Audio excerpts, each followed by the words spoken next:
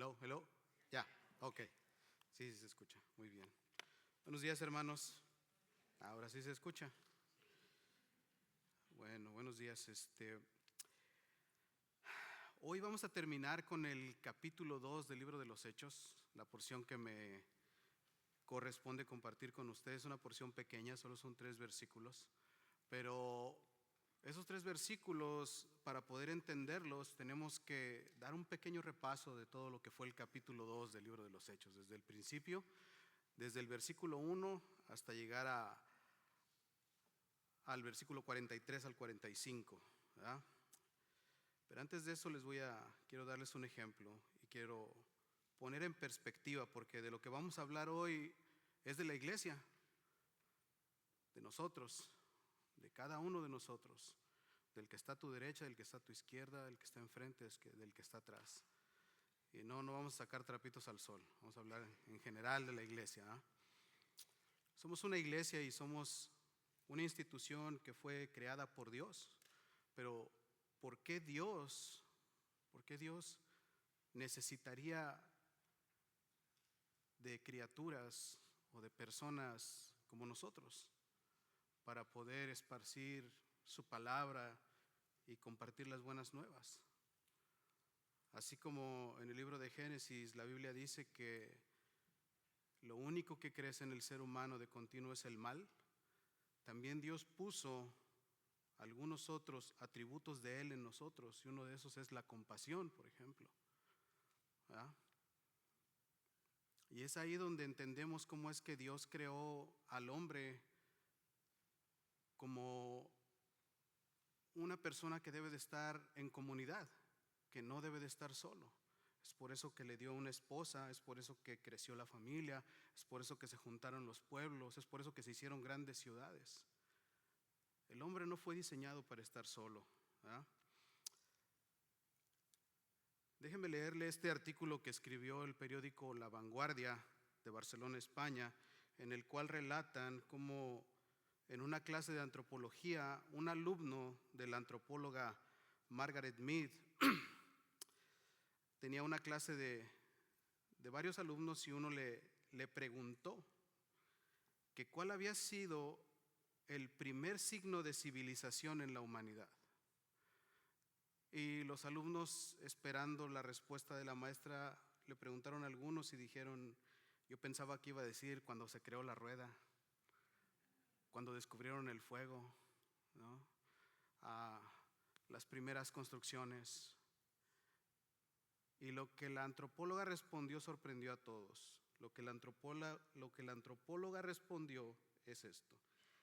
Ella dijo que el primer signo de civilización en una cultura antigua fue un fémur que alguien se fracturó y luego apareció sanado.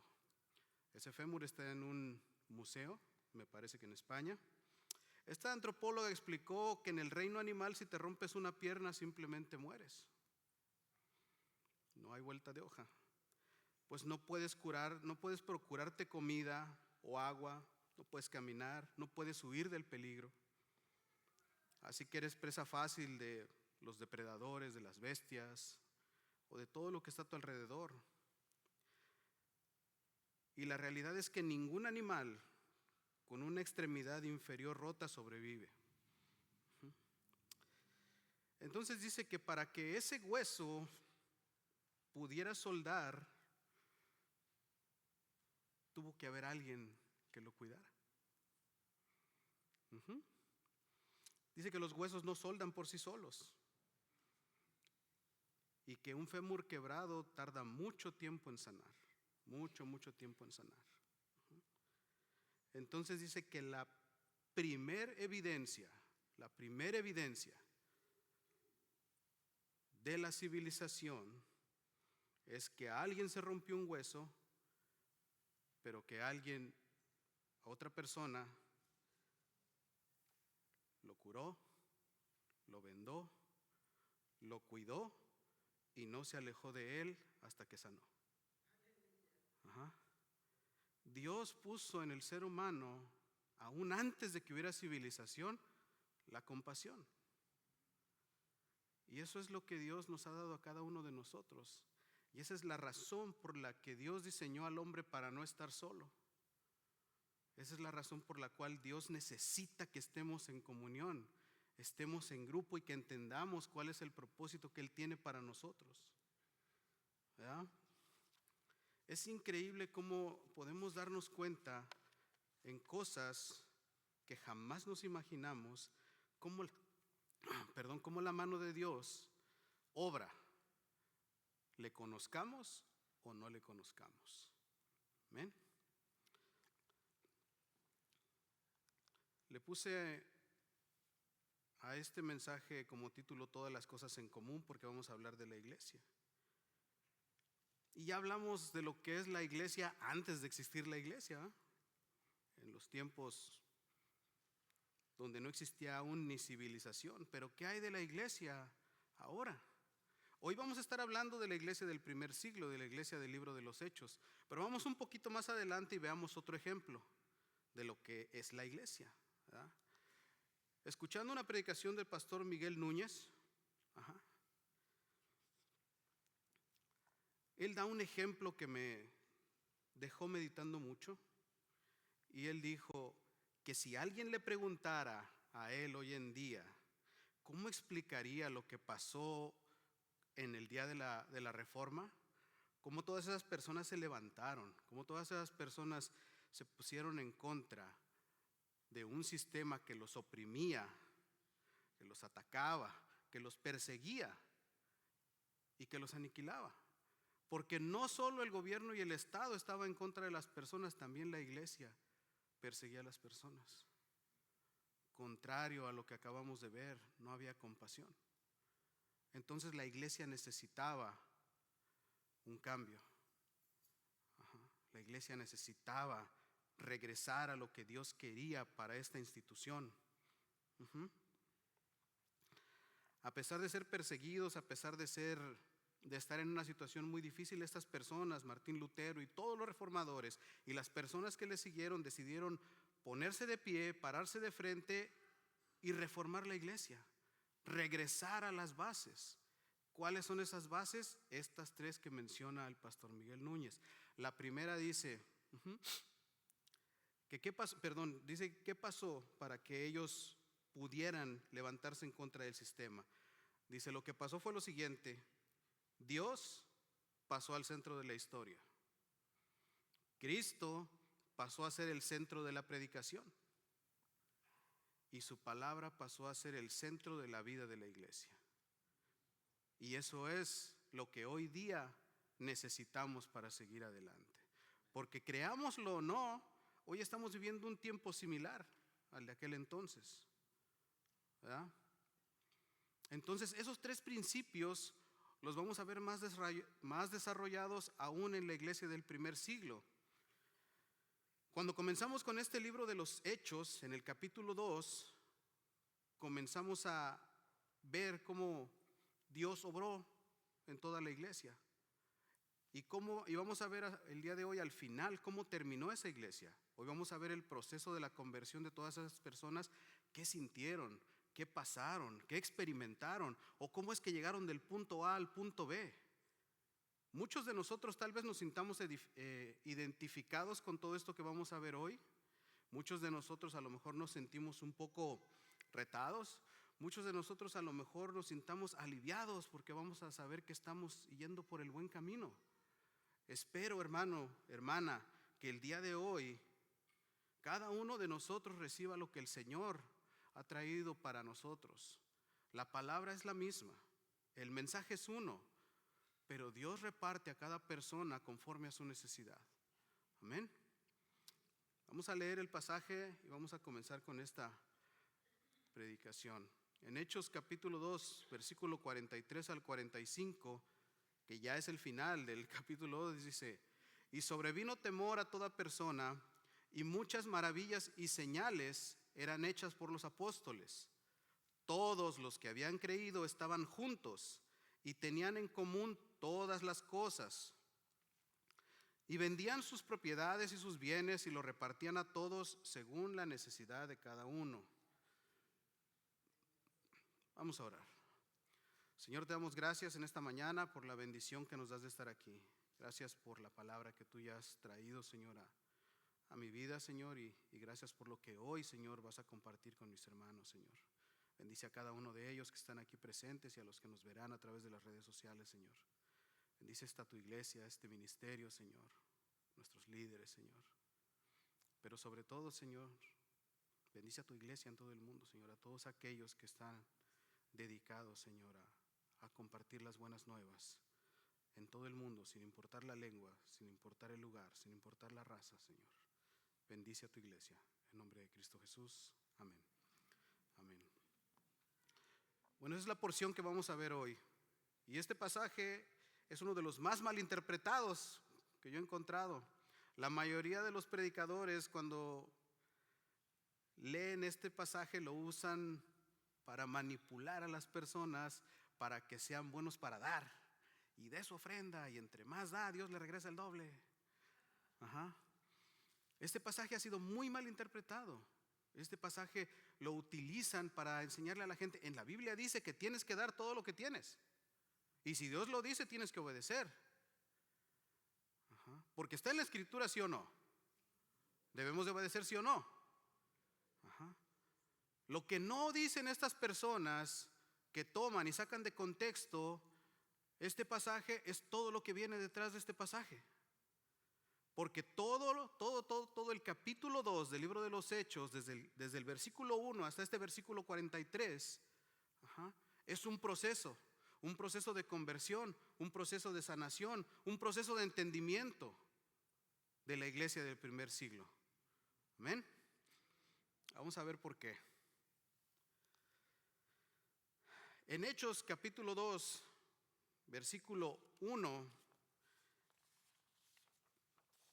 dice que cuando llegó el día de Pentecostés, ¿cómo dice que estaban todos? Unánimes y juntos. Entonces ya era un grupo de personas.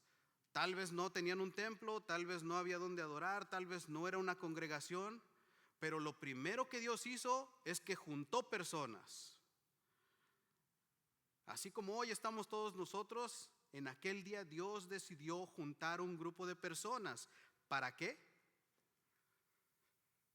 Para derramar su espíritu. Llegó el día de Pentecostés, ¿verdad? Estaban todos unánimes juntos. Y en el versículo 4 dice, y fueron todos llenos del Espíritu Santo. Recordemos qué pasó. Estaban juntos en el aposento alto y vinieron lenguas de fuego y se posaron encima de ellos.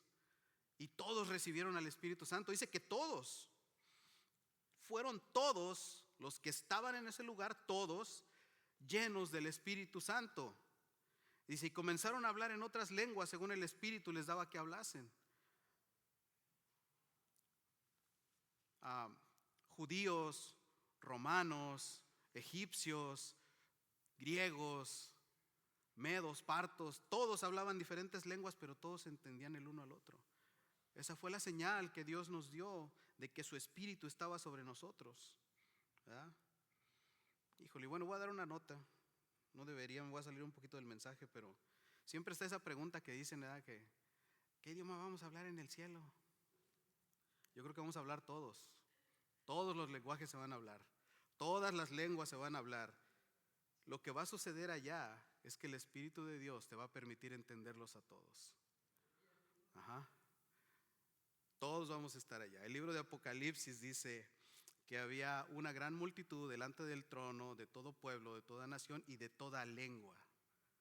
Entonces, si están todos y todos hablan en su lengua, todos se pueden entender. La iglesia desde el primer siglo hasta la iglesia que llegue al cielo en aquel día que vayamos a la presencia del Señor, va a seguir junta, unánime y sin importar tu lengua. Tú vas a entender todo lo que te hablen los demás. Inclusive vas a entender lo que te hablen los ángeles. Esa es la unión que Dios quiere con su iglesia. Eso es lo que Dios quiere que su iglesia tenga. Comunión, hermandad, desde el principio y hasta el final. La iglesia debe ser un grupo que siempre estén velando los unos por los otros. estaban todos unánimes y juntos, y fueron todos llenos del Espíritu Santo. Yo no sé si tú recuerdas el día que te convertiste, o el día que recibiste al Señor, el día que aceptaste al Señor, ni dónde fue, ni en qué iglesia o en qué lugar pasó. Pero hay tantos testimonios que dicen: yo estaba dentro de mi casa y me quebranté, cerré mis ojos, y cuando los abrí estaba en el patio, y aunque estaba lloviendo, cuando abrí mis ojos no supe cómo llegué ahí. Otras personas dijeron: yo estaba sentado en una banca escuchando una predicación, de repente abrí mis ojos y estaba de pie. No sé cómo, pero yo estaba de pie y recibí al Señor.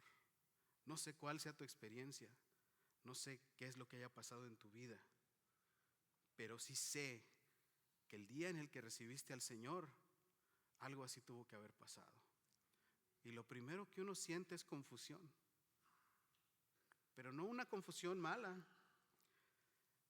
Dice el versículo 6: y hecho este estruendo, se juntó la multitud y estaban confusos, porque cada uno les oía hablar en su propia lengua. Estaban confundidos.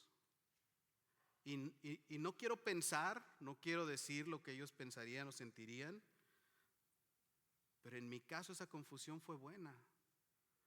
Cuando yo atravesé por ese momento, estaba tan confundido por pensar: ¿qué es esto que me está pasando?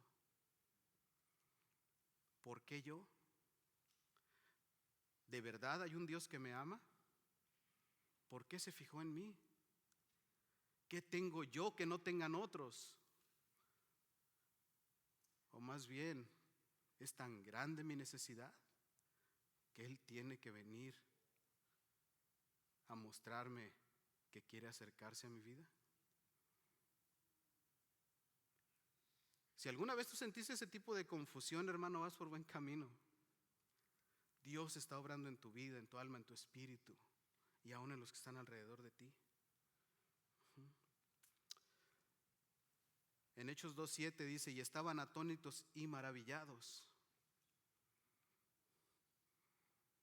Cuando uno pasa por un momento de confusión y después se da cuenta de todo esto, te maravilla el saber que el creador del universo, el Dios que hizo todas las cosas, lo visible y lo invisible,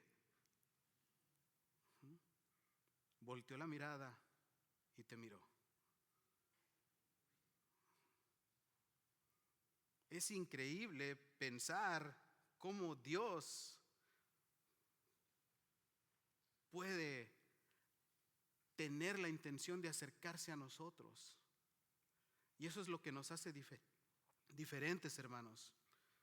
La mayoría, si no es que todas las religiones, te muestran un camino de obras para llegar a Dios, el cual nunca te lleva a Dios. El camino que Jesús nos vino a enseñar no es que nos acerquemos a Dios, es que Dios quiere acercarse a nosotros. Dios quiere ser parte de tu vida, Dios quiere estar contigo.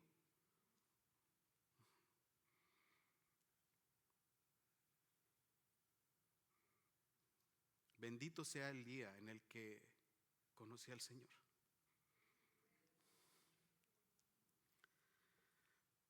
Eso es lo que estaba pasando esta iglesia del primer siglo.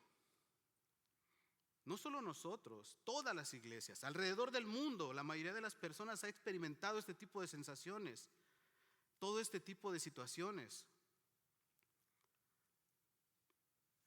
¿Por qué? Porque Dios tiene que ir ablandando nuestro corazón. Dios tiene que ir trabajando en nuestra vida. Dios tiene que ir moldeando esa alma que tenemos endurecida por la vida.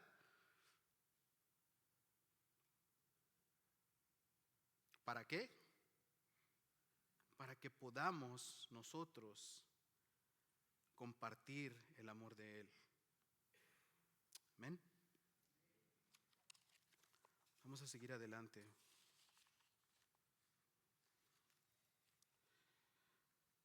Siguiendo con este capítulo 2 del libro de los Hechos, más adelante podemos ver cómo Después de esto, después de estos hechos de cuando todos hablaron en lenguas, ¿verdad? Nos compartía nuestro pastor Víctor cómo decía, no, estos están llenos de mostos, estos están borrachos, estos le empinaron el codo muy temprano. Y él le dijo, no, hermanos, eso no es lo que está pasando aquí, esto es lo que profetizó, es lo que dijo el profeta Joel, que sucedería en estos días, que en los postreros días derramaré de mi espíritu. Es lo que acababa de pasar. Dios acababa de derramar el espíritu sobre todas esas personas que estaban reunidas en el aposento alto. Y sucedió algo al final de esta porción que dice el apóstol Pablo, el apóstol Pablo dice, y todo aquel que invocare el nombre del Señor será salvo. Ajá. Tal vez la primera mención a un grupo de personas que se reunían como iglesia, a los cuales se les estaba explicando, acerca de la salvación. ¿Y de cuál salvación? Nadie había hablado de eso. Los judíos no sabían de la salvación, mucho menos los griegos, los medos, los partos, nadie. ¿De qué salvación me está hablando este hombre? ¿A qué se refiere o qué quiere?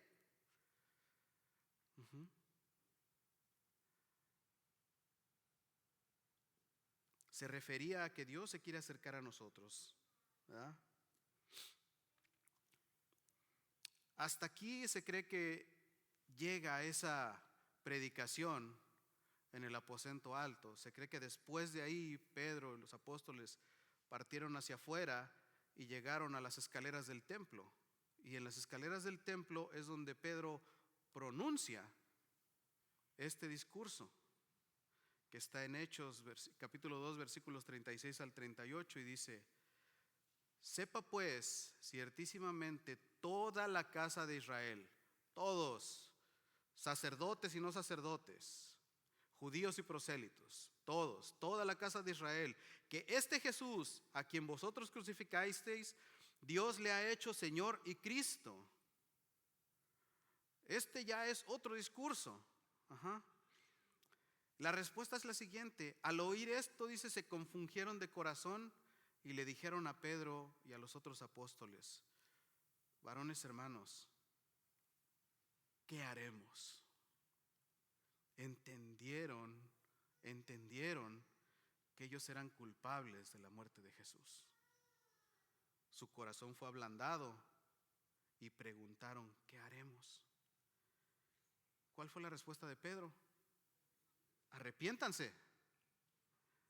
Arrepiéntanse y bautícense cada uno de vosotros en el nombre de Jesucristo para perdón de los pecados y recibiréis el don del Espíritu Santo. Y es ahí donde nos damos cuenta que era otro grupo de personas, porque los que estaban en el aposento alto ya habían recibido el Espíritu Santo. Entonces en esta otra predicación el apóstol Pablo les dice: arrepiéntanse, porque la sangre de Jesús está sobre todos nosotros. Desde aquel entonces y hasta el día de hoy, la sangre de Jesús pesa sobre todos nosotros, por cuanto todos somos pecadores, y por cuanto Él murió por cada uno de nosotros, somos responsables de la muerte de Jesús.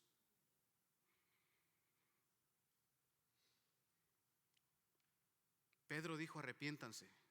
Y hermano, verdaderamente a veces no entendemos lo que es el evangelio. A veces le buscamos la manera de querer agradar a Dios de una o de otra manera, o hacer cosas. No, lo único que necesitamos es arrepentimiento. Y lo vamos a ver un poquito más adelante, ¿verdad? En Hechos 2, 41 y 42 dice: así que los que recibieron su palabra fueron bautizados, y se añadieron aquel día como 3,000 personas en una sola predicación. Una sola predicación, y se añadieron como 3,000 personas. Y perseveraban en la doctrina de los apóstoles, en la comunión unos con otros, en el partimiento del pan y en las oraciones. Nuestro pastor Víctor nos explicó todo ese pasaje la semana pasada, ¿verdad? Pero entendamos qué fue lo que hizo que estas personas perseveraran, tuvieran comunión, y compartieran el pan. fue lo que dijo Pedro: arrepiéntanse.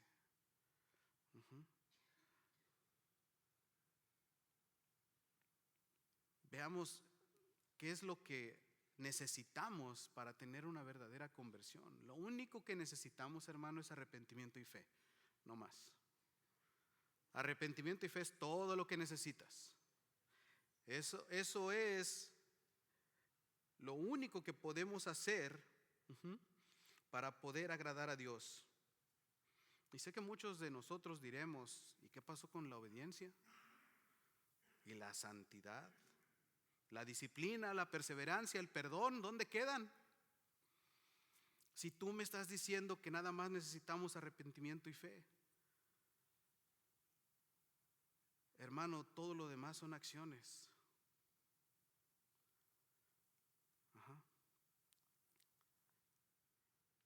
Tanto como la obediencia, la santidad, el perdón, todas esas cosas son resultado de poner tu fe en Jesucristo como tu Señor y Salvador y arrepentirte de tus pecados.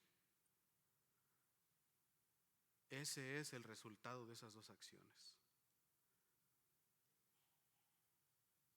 Porque si condicionamos nuestra salvación a través de la obediencia, estamos poniendo obras por delante. Dios no quiere obras, Dios te quiere a ti. Es más, veamos estos versículos. ¿Qué fue lo que Jesús predicó cuando estuvo en esta tierra? Mateo capítulo 9, versículo 13 dice: id pues y aprender lo que significa misericordia quiero y no sacrificio, porque no he venido a llamar a justos sino a pecadores. ¿A qué? ¿A qué, perdón? Al arrepentimiento. Jesús predicó sobre el arrepentimiento. Recordemos cuando dijo: arrepiéntanse porque el reino de los cielos se ha acercado. Juan el Bautista predicó sobre el arrepentimiento, Jesús predicó sobre el arrepentimiento, Pedro predicó sobre el arrepentimiento, el apóstol Pablo más adelante predica sobre el arrepentimiento. Arrepentirse de nuestros pecados es lo primero que debemos hacer. Pero eso solo viene cuando entendemos que nuestra fe debe ser depositada en el único capaz de salvarnos. ¿Amén? Fe. Ese es el otro aspecto. Cuando Jesús sanó al siervo del centurión, ¿qué sucedió? En Lucas 7:9 dice: al oír esto, Jesús se maravilló de él y volviéndose le dijo a la gente que le seguía: os digo que ni aún en Israel he hallado tanta obediencia. Les aseguro que ni aún en todo Israel he hallado tanta perseverancia, tanto conocimiento, tanto perdón. No, ni aún en Israel he hallado tanta fe. ¿Por qué? Porque cuando este centurión le pidió que sanara a su siervo, Jesús dijo: vamos. Y el centurión le dijo: no, Señor, no, solo di la palabra. Solo di la palabra y mi siervo será sano. Eso es fe. Eso es fe.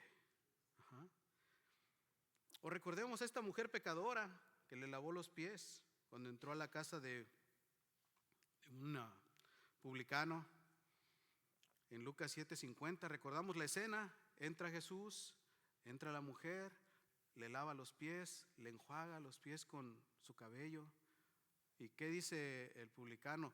Si este fuera profeta y supiera que es una pecadora la que lo está tocando, no dejaría ni que se le acercara. Pero ¿qué dijo Jesús? Él le dijo a la mujer: ¿tu limpieza te ha salvado? ¿Lo atenta que eres te ha salvado? ¿El ser buena anfitriona? ¿Tu falta de pecado te ha salvado? No, tu fe te ha salvado. Eso es lo que Jesús le dijo a esta mujer, sabiendo que era una pecadora. Dios es tan bueno. Y hoy pasó algo cuando veníamos de camino aquí a la iglesia. Nosotros subimos al Freeway 55 por la calle MacArthur, y hoy que estábamos entrando al freeway hay un letrero grande ahí que dice Jesús te ama como eres. Y le digo a mi esposa, pues no, Jesús te ama a pesar de quién eres. Jesús te ama a pesar de cómo eres. Jesús te ama pues porque Él es Dios. A pesar de cómo somos, a pesar de quiénes somos, Él nos ama. Y Él quiere que nosotros nos acerquemos a Él. Él quiere que permitamos que Él entre a nuestras vidas. ¿Verdad? ¿Qué es lo que Dios quiere en tu vida? ¿Te lo has preguntado, hermano, hermana? ¿Has tenido alguna de estas sensaciones? ¿Has sentido confusión, alegría? ¿Has sentido un confort cuando sabes que Dios está contigo? ¿Buscas a Dios? Nuestro pastor Víctor nos decía la semana pasada que había que buscarle en la lectura, en la oración y en la comunión. ¿En cuál de esos tres aspectos lo has buscado?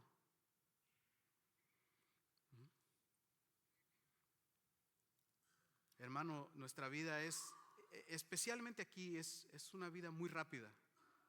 Una vida de correr.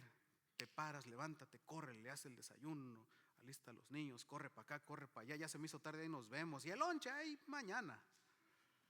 Comí el otro día, dijo el de la película.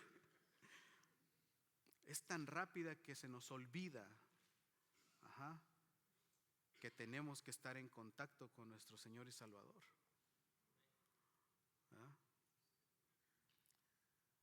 Todas las ocupaciones, todas las situaciones que pasamos en esta vida a veces no nos dejan acercarnos a Él.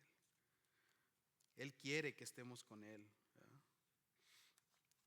Pero para eso necesitamos arrepentimiento y fe. Arrepentimiento y fe.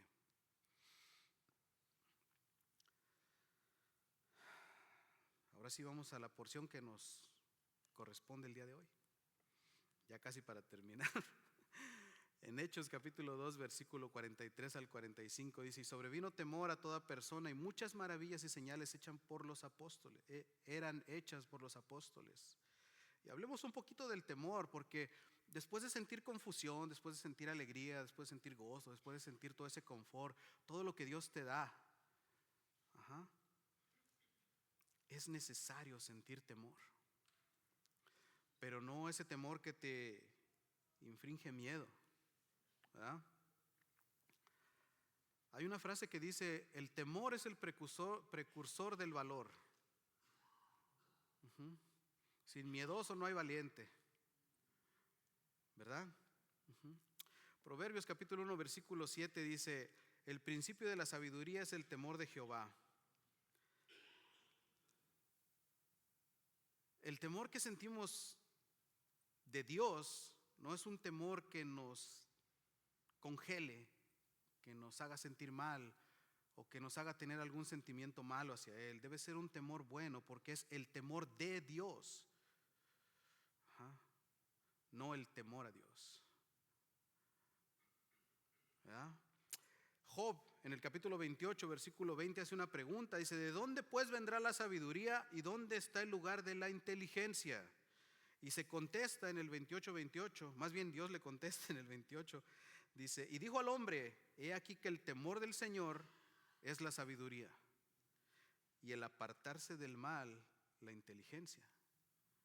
Entonces el temor de Dios no es un temor que te provoque miedo. El temor de Dios es algo que te hace sentir que no debes de fallarle a Dios. Hermano, cuando el pecado esté a la puerta, como Dios le dijo a Caín, debemos de estar alerta. Cuando sientes que el pecado te está rondando, acude a Dios. Cuando el pecado ya te agarró, acude a Dios. Si en tu vida, hermano, hay pecado ahorita, teme a Dios y aléjate de ese pecado. Si el pecado te está rondando, teme a Dios, pero no le tengas miedo porque te va a castigar. Teme fallarle, Él es tu Padre.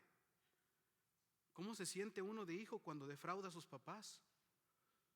Es lo mismo que sentimos cuando defraudamos a Dios, y del mismo modo Dios se siente mal cuando le defraudamos.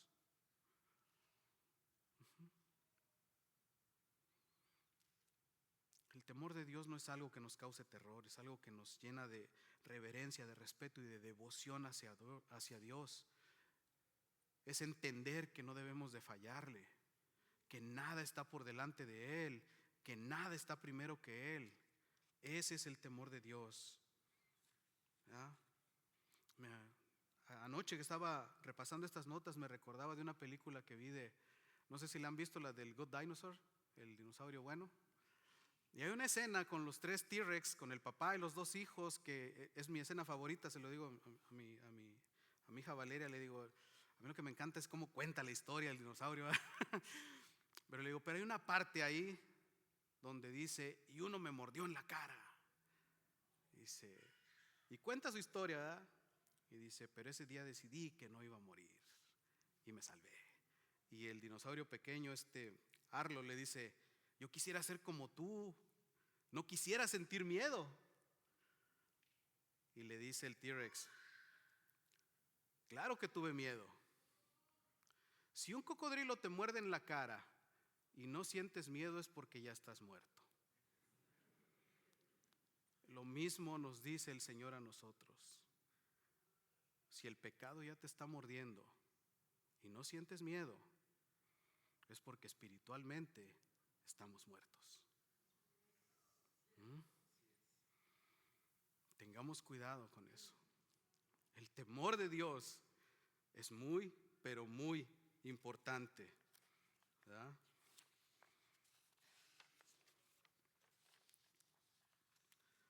Y finalmente, casi ya terminamos. En Hechos 2:44 al 45 dice, todos los que habían creído estaban juntos y tenían en común todas las cosas, y vendían sus propiedades y sus bienes y lo repartían a todos según la necesidad de cada uno, ¿verdad? Y esta parte es en la que más se ha malinterpretado. Inclusive he escuchado notas en las que dice que esa fue los primeros indicios del comunismo en la Biblia. Y digo yo, sí, ¿cómo no? No. Ya todos hemos visto todo el proceso que pasaron estos creyentes.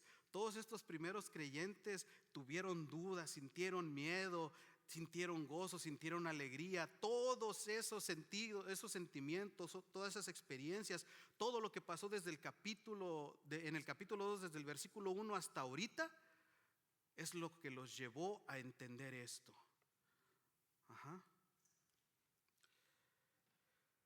Que no podemos dar lo que no tenemos.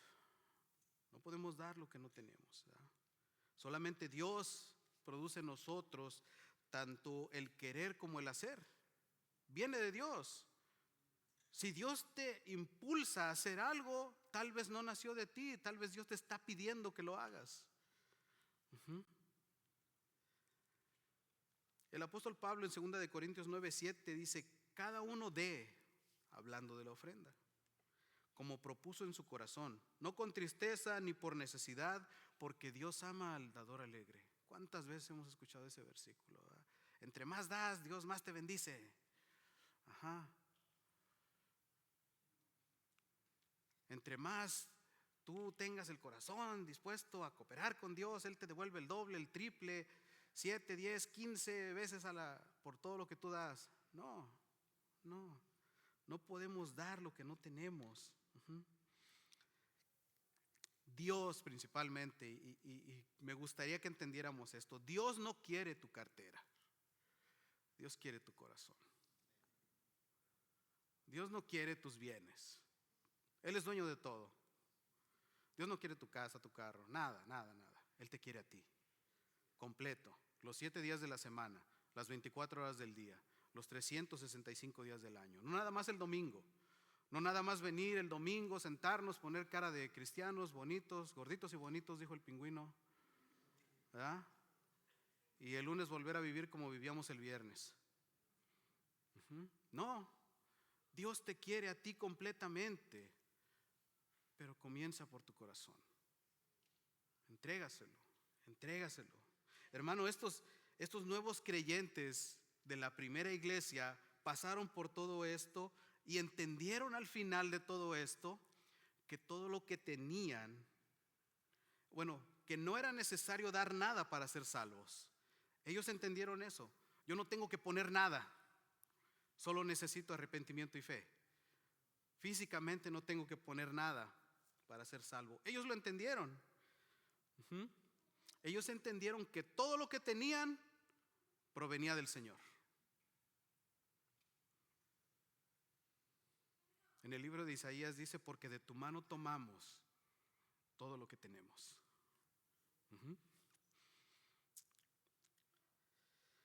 Ellos entendieron que todo provenía del Señor. Ellos valoraban más su relación con Dios que todas sus posesiones. Por eso iban y la depositaban para el bien de toda esa comunidad que en ese tiempo vivían persecución y que no eran aceptados.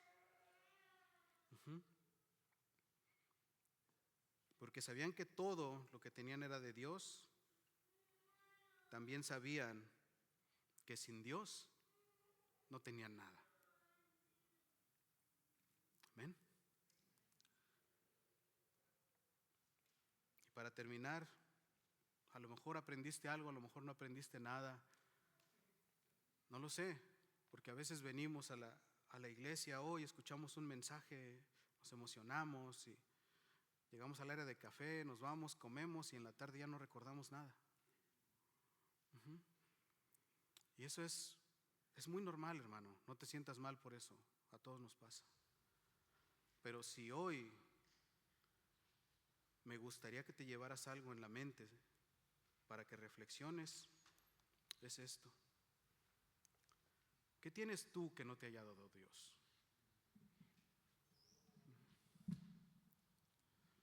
¿Qué tienes que no te haya sido dado por Dios? Y si Dios te lo dio, ¿por qué lo retienes?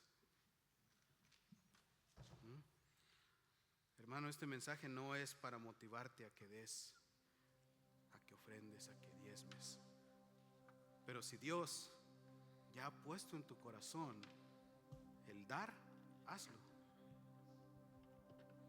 Con alegría, con libertad.